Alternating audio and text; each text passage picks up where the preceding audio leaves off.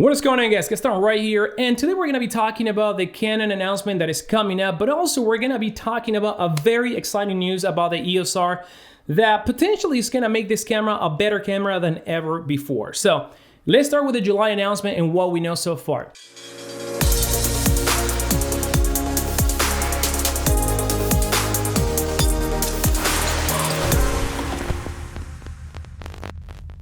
So what we know so far is that Canon in July 9th, they are going to officially unveil the R5 and the R6.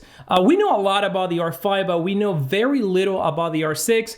Even though we know some of the specs exactly, we don't know a lot of the fine details of this camera. About the R5, Canon themselves have actually released a lot of the features of that camera, and there have been a lot of rumors that are pretty much in line what that camera should be based on even the price that has been actually rumored to be at of $4,000. Now the R6, all we know is going to be $2,500. We know that the camera is going to shoot 4K up to 120, and we actually did a video if you want to check all the features of the R6 and R5. Check them out right here. But that's basically what's going to happen, and the way that Canon is going to do it is very similar to the last announcement. It's going to be a post-production, pre-recorded event, and what they're going to do is they're going to stream it in Europe, USA, and probably they're going to have an Asia version as well. And finally, we're going to know all the features about both cameras and exactly how much they're going to cost and when we're going to be able to buy those cameras. It's going to be a pretty exciting day because July 9th is going to change the photography world forever. The R5, so far, it is a camera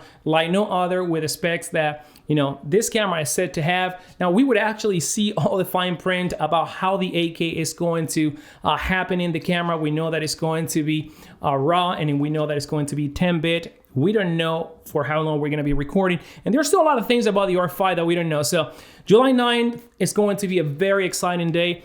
And why don't we talk right now about the EOS R, because I'm actually pretty excited about revealing this news that we actually learned from one of our users, and he's pretty well connected with the Asia world. And some of the things that we have been posting here are things that have been leaked by our friend in Asia. Now, this one talks about an upcoming EOS R firmware update. And the guys at Canon Rumors actually posted some news regarding the firmware update that is going to fix some minor bugs. Now, our source is telling us that the camera is actually not only going to get some bug fixed, but also we are going to get new capabilities in this camera. And that's pretty much what we know about that. And one of the things that got me thinking is like, okay, so we're gonna have the R5, which is going to be top of the line. It's gonna be followed by the R6, and this will be the third camera. So this camera, in order to be the third camera, in completed trinity of cameras, this camera is going to have some features that most cameras out there have this day. And what is that feature? Most cameras can actually shoot 4K video at least 1.2 crop. Now, one of the things that Canon potentially could be doing with this firmware update is enabling a 4K capability to this camera, allowing us to shoot maybe uncropped for, let's say, 5 minutes, or maybe 1.2 crop. And that is going to actually put this camera in line with all the cameras out there of around the same price.